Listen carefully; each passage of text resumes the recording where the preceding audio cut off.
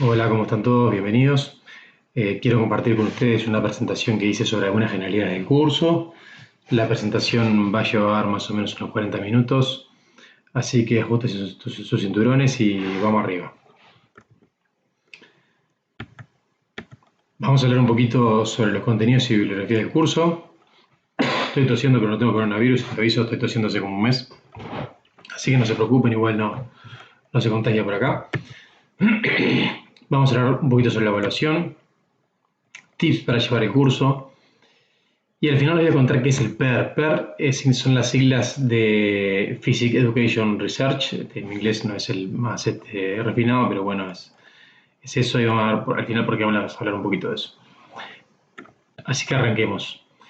Les voy a contar primero un pequeño panorama sobre qué trata el curso. El curso tiene dos grandes secciones al principio, una sobre electricidad, electrostática en particular, ahora voy a profundizar un poquito más.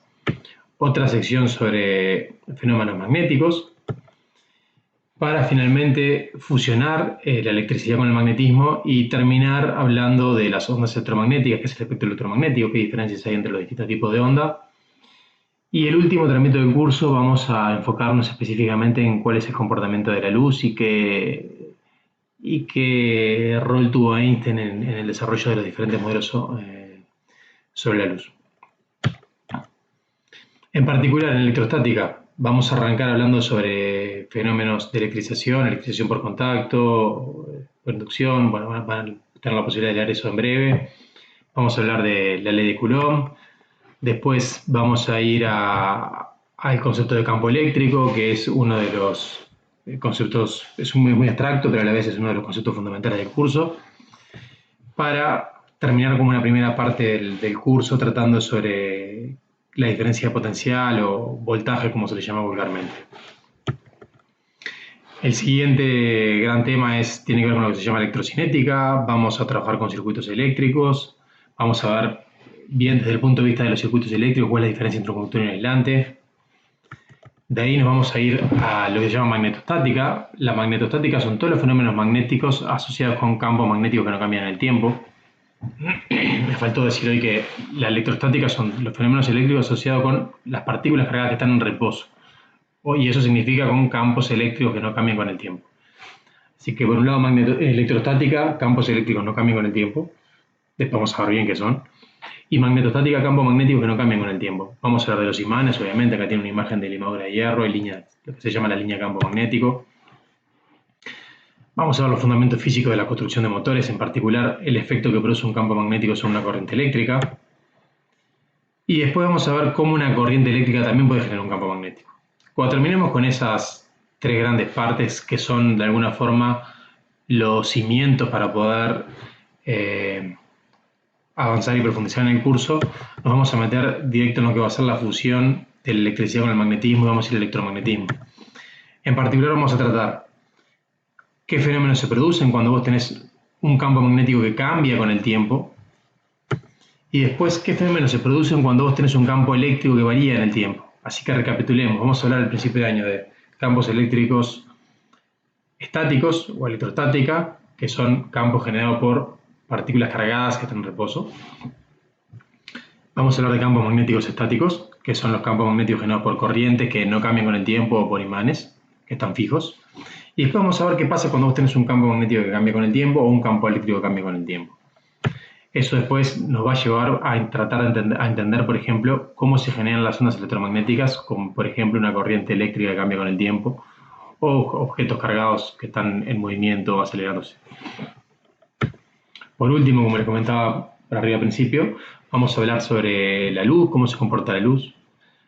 Vamos a entrar en lo que es el experimento de Ian, el modelo ondulatorio. Vamos a terminar el año, esperemos, hablando algo sobre el modelo del fotón de Einstein.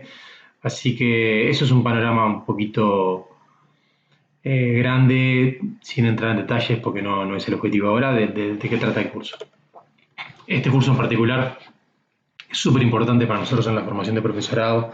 Los cursos de Física 1, Física Experimental 1, Física 2 y Física Experimental 2 son las bases para poder trabajar en forma sólida, primero, en el caso de ustedes, en la práctica docente, y segundo, como base para poder transitar en forma adecuada y sin sobresaltos los cursos superiores, tercero y cuarto. En este sentido, necesitamos tener las bases sólidas para construir a partir de ahí y bueno, y estos cursos tienen sus objetivos. El curso de Física 2 tiene una característica bien diferente al de Física 1 y es que es mucho más abstracto. De Física 1 hablamos de carritos, de personas que corren, de fluidos, lo que sea. Bueno, acá es una de las cosas que complica más, es que es más difícil imaginarse un campo eléctrico y un campo magnético que un carrito en movimiento. Y es un curso que a veces uno le choca por tanta abstracción, pero espero que de a poco le vayan agarrando el gusto, ¿sí? Así que bueno, vamos a seguir avanzando. Si no me pongo a hablar de otras cosas y voy a estar 2 horas acá hablando sin parar. Ecuaciones de Maxwell. Les quiero, ahora la idea no es decirles que contarle con detalles, sino hacer un pantallazo para que vean que lo que vamos a ver nosotros es la punta del iceberg y que hay muchas cosas para estudiar. Así como la mecánica clásica se desarrolla o está sustentada en las 3 leyes de Newton, todo el electromagnetismo está sustentado en lo que se conocen como las ecuaciones de Maxwell. Las ecuaciones de Maxwell son 4. Son la ley de Gauss para el campo eléctrico, la ley de Gauss para el campo magnético, la ley de Ampère-Maxwell y la ley de Faraday. Yo acá en esta tabla que les estoy mostrando se supone en teoría que estas 4 leyes ustedes las tendrían que haber visto en secundaria. En la columna que ustedes tienen acá en el medio, acá están cómo se escriben esas 4 leyes en el lenguaje con las herramientas matemáticas que se tienen en enseñanza secundaria. Al lado, en la columna al lado, del costado esta que está aquí, están cómo las vamos a escribir nosotros. ¿Qué tendría que haber pasado en teoría? Bueno, tendrían que haber visto las 4 leyes en sexto año. Bueno, tal vez alguno no hizo sexto de medicina, agronomía o ingeniería, pero, y bueno, eso no crean, no sientan si alguno no hizo esas presentaciones, no va a ser un obstáculo. Nosotros vamos a hacer siempre de cuenta que es el primer acercamiento que ustedes tienen al electromagnetismo. Y bueno, a darle para adelante. No es la idea ahora contarles mucho qué significa, pero sí que vean que la misma información que aprendieron en secundaria, en Física 2, con un lenguaje nuevo, con integrales, se enuncia de manera diferente. Iba a decirles que no les iba a contar nada, pero ahora les voy a decir un par de detallecitos. Esta ecuación es la de Gauss. Si yo la traduzco a palabras, significa las líneas de campo eléctrico salen de los cuerpos cargados positivamente y entran en los cuerpos cargados negativamente. Esa es como la primera noción. La ley de Gauss para el campo magnético, de alguna forma dice que las líneas de campo magnético son cerradas. La ley de Ampère-Maxwell lo que dice es que yo puedo generar un campo magnético con corriente eléctrica, cargas en movimiento, o puedo generar un campo magnético con un campo eléctrico que cambia en el tiempo. Y la ley de Faraday dice que vos podés generar un campo eléctrico con un campo magnético que cambia en el tiempo, además de con cargas eléctricas. Eso de a poquito vamos a ir avanzando y ir discutiendo con detalle cada una de las leyes. La ley de Gauss para el campo eléctrico, la ley de Gauss para el campo magnético y la ley de Ampère, la mitad de la ley de Ampère, la vamos a ver eso hasta la mitad de año y después la segunda parte va a quedar para el tramo final. Yo les decía hace un ratito, lo que vamos a ver es la punta del iceberg. ¿Por qué la punta del iceberg? Porque a medida que uno avanza y va aprendiendo cada vez más física y más matemática, cada vez más matemática tiene la posibilidad de aprender más física, ustedes después en cuarto año van a tener el curso de electromagnetismo, que es un curso superior, el de física 2. En ese curso van a aprender un lenguaje nuevo para describir las ecuaciones de Maxwell, que se llama cálculo vectorial. Con ese lenguaje, las ecuaciones de Maxwell toman esta forma que están acá. Esta es cultura general para que sepan esto existe y bueno, en algún momento lo van a aprender antes de recibirse. Esto que está acá se llama divergencia del campo eléctrico. Esto se llama rotor del campo magnético, rotor del campo eléctrico. No importa, simplemente más matemática van a encontrar otro significado y más profundo. Si después alguno sigue realizando estudios de posgrado, va a tener en algún momento una materia llamada teoría electromagnética. En esa materia llamada teoría electromagnética van a encontrar que las ecuaciones de Maxwell se pueden escribir en función de esas dos cantidades que están ahí. Esas 4 ecuaciones de Maxwell se escriben de forma compacta en 2. Esta F que está acá se llama tensor de campo electromagnético. Y acá aparece otra cantidad que se llama D'Alembertiano. Es cultura general. Saber que bueno, eso que le decía yo hoy, punta del iceberg lo que vamos a ver. Hay muchísimas cosas para aprender, si a uno le cuelga va a tener la oportunidad de seguir estudiando, bueno, seguir profundizando y aprendiendo.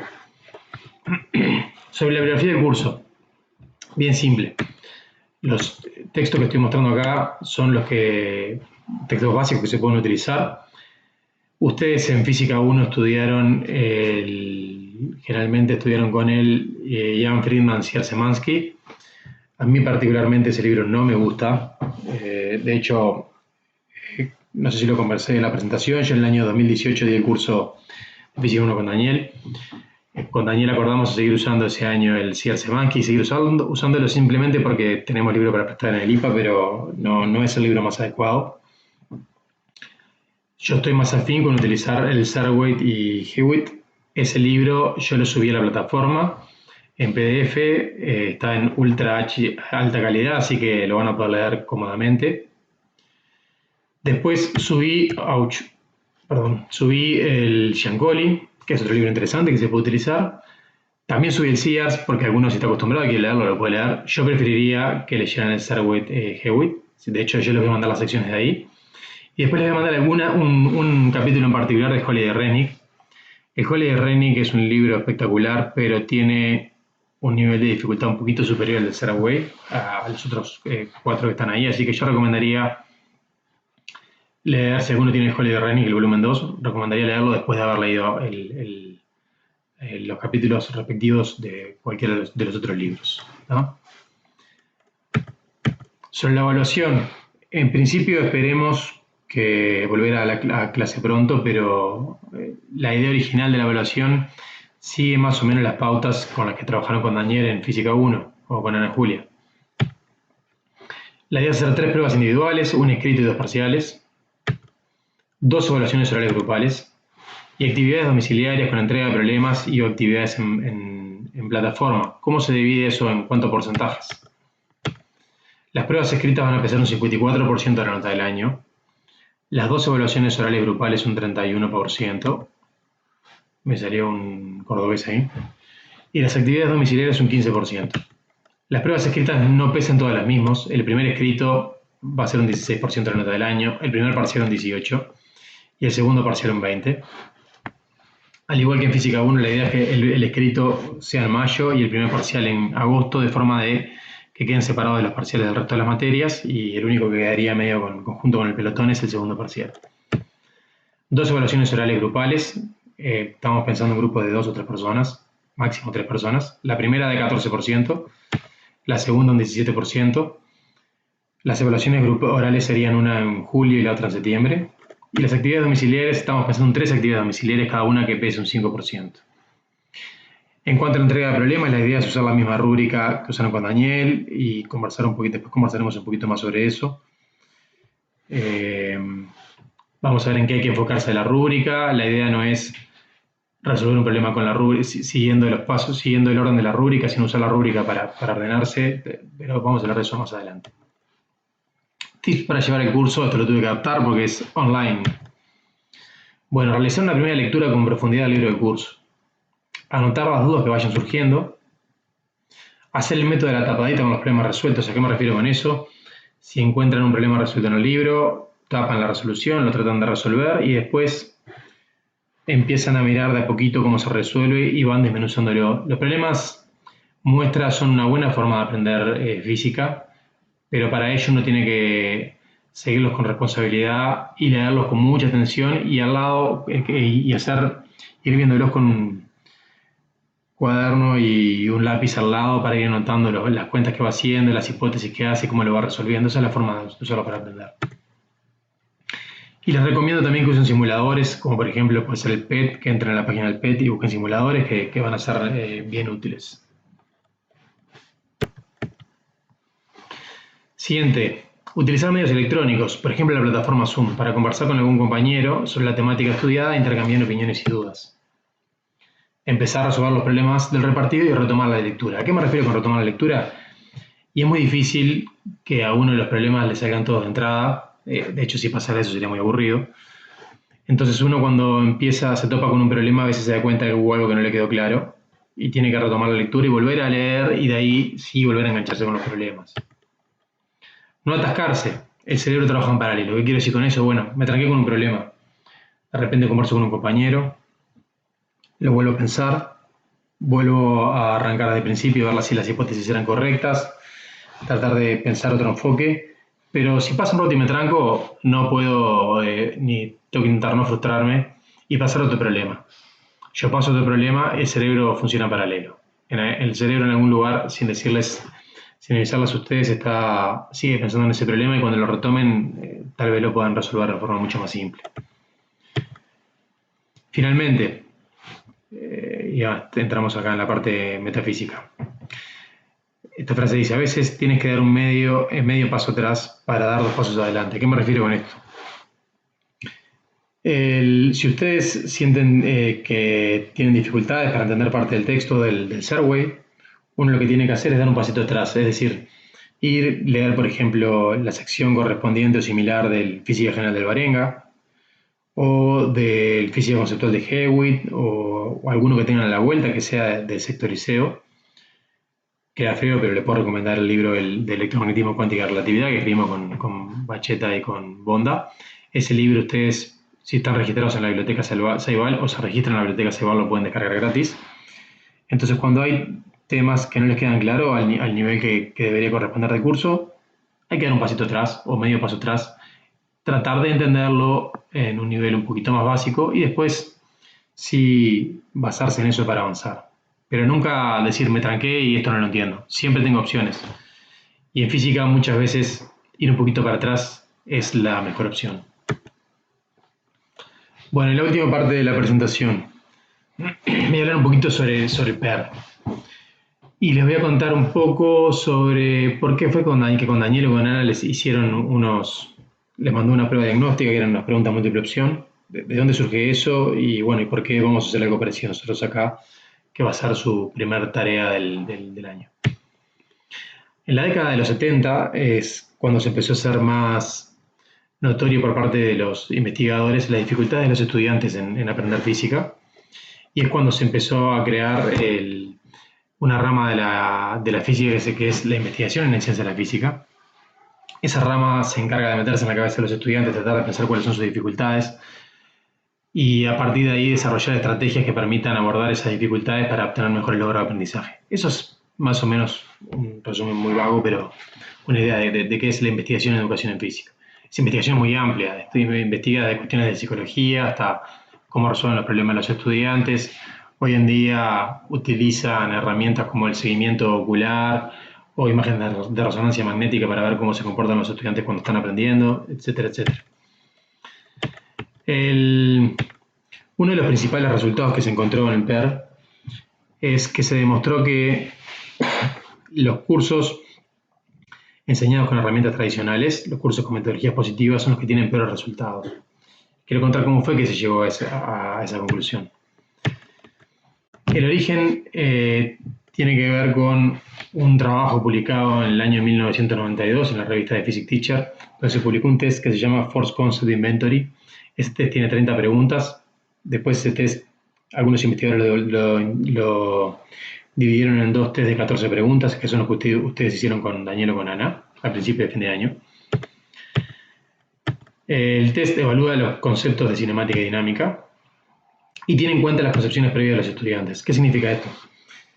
Cuando aparecen las opciones, la múltiple opción, cada una de las respuestas incorrectas, o al menos un par de esas respuestas incorrectas, están asociados con modelos incorrectos de los estudiantes. Entonces, ¿cuál es el poder que tienen esos tests?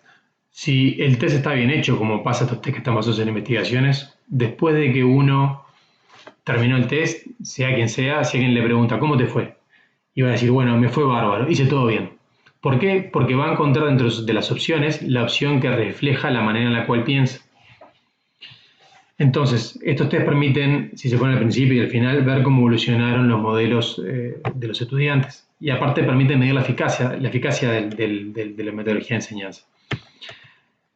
Un típico ejemplo de una pregunta, ustedes ya la conocen porque lo hicieron en el test de la tercera ley de Newton, claramente tiene que estar entre las opciones incorrectas, acá que el camión ejerce más fuerza que el auto o que el auto ejerce más fuerza que el camión. Obviamente la respuesta es que ejercen fuerza de igual módulo. Bueno, ¿qué se sabe? Que independientemente del nivel del curso, sea a nivel de secundaria o universitario, al principio los resultados del curso son muy bajos, al inicio. Los resultados no dependen de las habilidades de matemática. Y con iguales metodologías, los resultados son prácticamente independientes del docente. Y esto es bien interesante. Un docente muy carismático lo que puede hacer es tal vez lograr que los alumnos se enganchen más con la materia, que les guste más. Pero si sigue utilizando metodologías expositivas, el resultado es que terminen aprendiendo lo mismo. La diferencia es qué tan a gusto se sientan en la clase y la motivación, pero en realidad los resultados finales terminan siendo prácticamente similares. ¿Cómo es que se llega a esta última conclusión? Vamos a avanzar un poquito. Acá hay un artículo que si quieren le pueden hacer clic y linkear hacia el artículo, que es uno de los trabajos más importantes que hay en la investigación en ciencia de la física, este artículo del año 97. Para que se haga una idea, un artículo en el cual que tiene que ver con la adjudicación de un premio Nobel, tiene más o menos, tiene alrededor de 10.000 citas. 10.000 citas significa que es un artículo que al menos 10.000 artículos publicados citan ese artículo. Este trabajo ya tiene alrededor de 5.000 citas, así que imagínense la importancia que tiene un trabajo de este tipo. Eso significa que hay al menos 5.000 artículos publicados en revistas científicas que se basaron o usaron información de este artículo para publicar su trabajo. Por eso, y ahora le voy a contar por qué la imagen esta que es del Titanic, que significa que se hundió todo. ¿Por qué? Porque fue un trabajo brutal. Los resultados del trabajo fueron la primera muestra científica de que clases con metodologías tradicionales tienen malos resultados. Hayek, el autor del artículo inventó una cantidad que se llama ganancia de Hayek, que lo que hace es ponen el test al principio, ponen el test al final, y al promedio del post-test, que se llama el test al final, le restan el promedio del pretest. Eso te da cuánto fue el porcentaje que mejoró el grupo. Si vos eso lo dividís entre 100 menos el promedio del pretest, 100 menos el promedio del pretest es el porcentaje que puede llegar a mejorar el grupo. Entonces, el cociente me dice de alguna forma la fracción del mejoramiento. ¿Qué significa eso? El coeficiente va entre 0 y 1. 0 significa que los alumnos no aprendieron nada. De hecho, podría tener valores negativos, significar que desaprendieron. 1 significa que mejoraron todo lo que podían mejorar desde el lugar donde estaban empezando. Esto es para discutir y explicar con mucho más detalle, pero la idea no es darle un pantallazo nada más. Quiero que observen la gráfica esta que está acá. En el eje vertical está el porcentaje de la ganancia. El porcentaje de la ganancia es la diferencia entre el promedio del post-test y el promedio del pretest. Y acá abajo está el promedio del pretest. Acá se definen 3 curvas. Acá esta curva es donde corresponde a lo que se conocen como ganancias bajas, ven que dice ahí low G, que están alrededor de 0,23. Ganancias medias, que son alrededor de 0,48. Y acá ganancias altas, que son alrededor de 0,70. ¿Qué es lo que se encontró? Quiero que observen acá. Acá aparece Interactive Engagement, enseñanza activa, ¿sí? Aprendizaje activo, y la tradicional. La activa, acá dice High School, College y University. High School son la secundaria, college es universidad también, y universidad es universidad. El college tiene diferencias en cuanto a las carreras y los posgrados, pero son cursos universitarios. Observen que acá, observen lo siguiente, todos los cuadrados, círculos y rombos claros están en esta zona de ganancias medias, que son aquellos cursos en los cuales las clases dictadas por los profesores fueron clases con metodologías activas, y las clases con metodologías expositivas están en las ganancias bajas. Esta investigación se hizo con más de 6.000 estudiantes. Imagínense el impacto de esto. 6.000 estudiantes, y con 6.000 estudiantes se encontraron estos resultados, lo cual es espectacular. Esto es contundente. Cursos con metodologías activas, en las cuales hay un grado fuerte de involucramiento del estudiante, obtienen resultados mucho mejores que los cursos con metodologías tradicionales. Acá hay otra gráfica que específicamente está dividida para estudiantes universitarios. Y otra vez, observen, la gran mayoría de los cursos con clases interactivas tienen mejores resultados que las clases tradicionales. Bueno, primer deber. Es muy importante para mí poder monitorear y saber cómo están evolucionando. Tener idea de cuáles ramas o qué partes del electromagnetismo están más flojos, en cuáles están más sólidos, y ver cómo evolucionan y los resultados que tenemos a fin de año. En ese sentido, así como está el FSI, hay un test que se llama SESEM. Ese test SESEM, ahora cuando suba el video lo voy a habilitar, va a decir ahí diagnóstico. Son unas 30 preguntas, múltiple opción. Este test lo vamos a poner ahora y lo vamos a poner al final del curso. Van a tener 1 hora para hacer el test. Es fundamental que no hagan trampa y que no busquen ninguna respuesta en ningún lado, ¿sí? Necesito que ustedes lean las preguntas, fíjense la opción que les parece correcta y la marquen y vayan avanzando. ¿Tá? El test, yo les voy a dar 1 hora y a la hora se va a cortar. Bueno, es el primer deber y es fundamental. Después que hagan eso podemos seguir avanzando con el curso. Esa información para mí va a ser muy importante. Algunos puede ser que vengan de alguna orientación donde no tuvieron prácticamente nada de electromagnetismo, no importa, lo hacen igual y contestan lo que les dice su intuición. No se acuerdan de prácticamente nada, tampoco importa. Lo importante es tener los resultados al principio y tener los resultados al final, ¿sí? Y esperemos que sean muy buenos al final. Además, esto me va a ayudar a mí a planificar las acciones y saber en qué cosas tengo que hacer más énfasis. Así que avancemos un poquito más. Esto era parte del preámbulo de por qué es importante este tipo de diagnóstico. Entonces, voy a avanzar un poquito más y ya terminando sobre qué es esto de aprendizaje con enseñanza activa. Entonces, les voy a contar una anécdota de un premio Nobel en física. La anécdota la saqué de un artículo. Carl Wieman es un premio Nobel de física, ganó el premio Nobel por el trabajo en área de física condensada, se llama, en el año 2002 creo. Es un físico que es apasionado por la ciencia de la física y ni bien ganó su premio Nobel en física, se prácticamente dejó de lado la investigación en física aplicada y se empezó a dedicar a investigar en ciencia de la física. Y en el artículo este que publica cuenta que durante años él como docente creía, cuando daba clases en la universidad, creía que la mejor forma de que los alumnos aprendieran era simplemente enfocándose en todos los detalles, tratando de entender bien, planificar bien lo que iba a decir. Y si él planificaba bien lo que iba a decir, no cometía ningún error y era claro, los alumnos iban a aprender. Estaba convencido de ello. Cuando arrancó a dar clases se dio cuenta de que nada más lejos de la realidad. Él era claro en sus clases, las planificaba bien, pero el resultado final era que los alumnos entendían muy poco. Entonces, durante un tiempo él decía, bueno, ¿qué está pasando acá? No entiendo, ¿por qué pasa esto? Si yo las clases las planifico, soy claro. Entonces un día se le ocurrió hacer un experimento que quiero hacerlo con ustedes, así que les voy a pedir que ustedes lo hagan desde sus casas. El experimento consiste, bueno, yo voy a hacer un cambio del experimento original. ¿Qué fue lo que hizo Carl Wieman? Vuelvo para atrás. Carl Wieman un día fue y le puso a sus estudiantes en una presentación PowerPoint que hizo en la clase. Terminó la presentación PowerPoint. Cuando terminó la presentación PowerPoint, a los 15 minutos les hizo unas preguntas a los alumnos sobre cuáles sean algunas ideas de las más importantes que había expuesto. Y encontró que solamente el 15% de los alumnos podía contestarle después de 1 hora de clase cuáles eran los temas más importantes que había visto en la clase, que él había resaltado en el PowerPoint. Entonces dice, esto no puede ser, mis alumnos no entienden nada, dijo, pero voy a hacer la misma prueba, dijo, con mis colegas, los físicos de la universidad. Entonces al poco tiempo tuvo una presentación en la universidad frente a sus colegas, doctores en física, e hizo exactamente el mismo experimento. Hizo una presentación, remarcó algunas ideas y después que las remarcó dejó pasar 1 hora y le preguntó a los participantes, todos físicos profesionales, de qué trataban esas ideas. El resultado fue que otra vez el mismo porcentaje, un 15%, le supo decir de qué eran las ideas más importantes, el resto no lo supo contestar. Esto que parecía un hallazgo muy importante para Carl Wieman, después se dio cuenta de que era algo que desde la psicología del aprendizaje se sabía hace años. Y tiene que ver con la memoria a corto plazo y la memoria a largo plazo. Una persona, cuando está en una situación pasiva en la cual está escuchando, solamente puede almacenar algo así como no más de 5 o 6 piezas de información. Y ahora voy a contarles qué son las piezas de informaciones.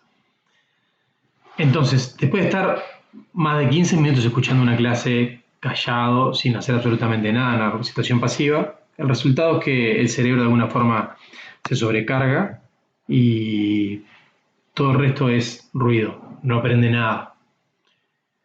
Entonces, la única forma de evitar que pase eso, sobrecargar el cerebro, con eso, sobrecargar la memoria a corto plazo, es realizar actividades que involucren al estudiante. Yo les voy a contar muy por arriba algo sobre el aprendizaje activo y ya vamos terminando, así les puedo después mandar deberes. Atento, a trabajar en sus casas. Vamos a hacer un experimento. Yo voy a poner unos 16 números y lo que les voy a pedir es que los voy a dejar durante unos 15 segundos y que lo que les voy a pedir es que los traten de memorizar. Yo después los voy a sacar, los voy a volver a poner y tienen que ver cuántos de esos números recordaron. Así que lo que vamos a hacer es experimentos con humanos, ni más ni menos. Así que les voy a pedir que no me denuncien. Bueno, ahí vamos, ¿eh? ¿Están concentrados? Perdón, coronavirus. Ahí va, 15 segundos. Traten de memorizar los números.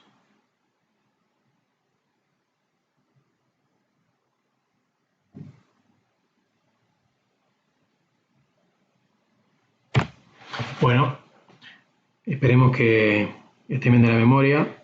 Voy a esperar unos 10-15 segundos y después de eso les voy a volver a poner los números y vamos a ver de cuántos se acordaron.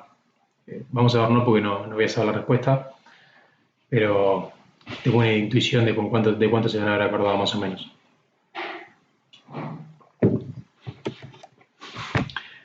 Bueno, ¿cómo le fue?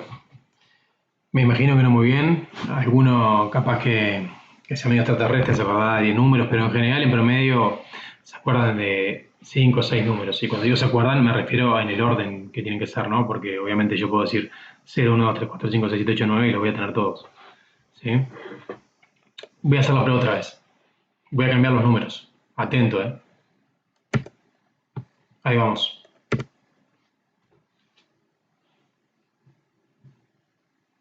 En 10 segundos voy a sacar los números.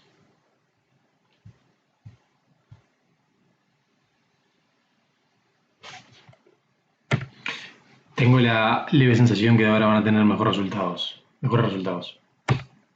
¿Por qué? Porque tal vez más de uno se tiene que haber dado cuenta de que ahora estos números yo los puedo agrupar en 4, 1950, 1492, 1811, 1930, que son fechas significativas, años significativos para nosotros, vinculados con fechas históricas. Entonces acabamos de ver la diferencia, qué significan piezas de información.